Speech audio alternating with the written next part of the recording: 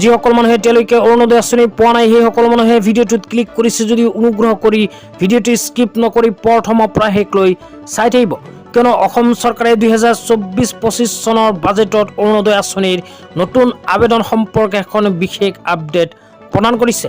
তো আপোনালোকে যদি এতিয়ালৈকে অৰুণোদয় আঁচনি পোৱা নাই তেন্তে আপোনালোকৰ কাৰণে আহি গৈছে সোণালী সুযোগ। এই সুযোগতে আপোনালোকে লাভ কৰিব পাৰিব অৰুণোদয় আঁচনি।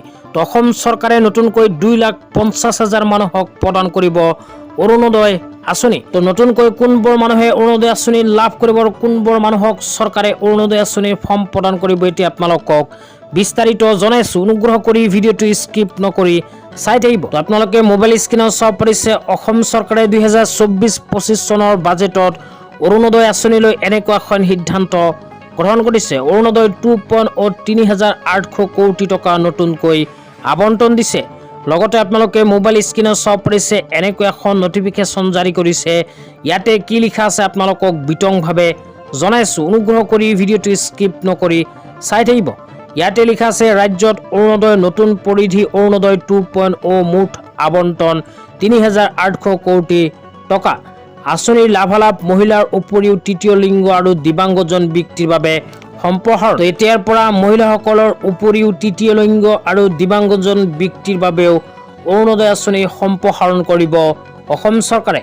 তাৰপিছত দ্বিতীয় নম্বৰত কোৱা হৈছে ইয়াত 52 অৱস্থা বা চেৰিবেল পালচি, থেমেচেলিয়া, হেম'ফিলিয়া, কুষ্ঠ ৰোগ বা অটিজম স্পেক্ট্ৰাম বিকাৰৰ দৰে স্থিতিত ভুগি থকা ব্যক্তি থকা পৰিয়ালসমূহৰ অন্তৰ্ভুক্তি থাকিব। তো আপোনালোকৰ পৰিয়ালত যদি এনে কোনো বেমাৰত ভুগি থকা সদস্য আছে তেন্তে আপোনালোকৰ পৰিয়ালৰ সদস্যই লাভ কৰিব অৰুণোদয় আঁচনিৰ ধন। তাৰপিছত 3 নম্বৰত কোৱা হৈছে এই আঁচনিৰ অধীনত 2,50,000 অতিৰিক্ত হিতাধিকাৰীক অন্তৰ্ভুক্তিৰ জৰিয়তে ৰাজ্যৰ 30 লাখতকৈ অধিক পৰিয়াললৈ অৰুণোদয় আঁচনিৰ মুঠ সম্প্ৰসাৰণ।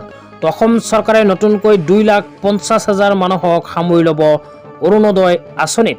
তাৰপিছত কোৱা হৈছে চৰকাৰে ৰাষ্ট্ৰীয় খাদ্য সুৰক্ষা আইনৰ অধীনত অৰুণোদয় পৰিয়ালৰ সংক্ষিপ্ততা প্ৰদানৰ চেষ্টা গ্ৰহণ কৰিব। প্ৰথম পৰ্যায়ত পাইলট হিচাপে আৰম্ভ কৰিব। তো অসম চৰকাৰৰ নতুন সিদ্ধান্ত অনুযায়ী যিসকল মহিলাৰ নাম ৰেচন কাৰ্ডত অন্তৰ্ভুক্ত হৈ আছে সেইসকল মহিলাকো প্ৰদান কৰিব অৰুণোদয় আঁচনি।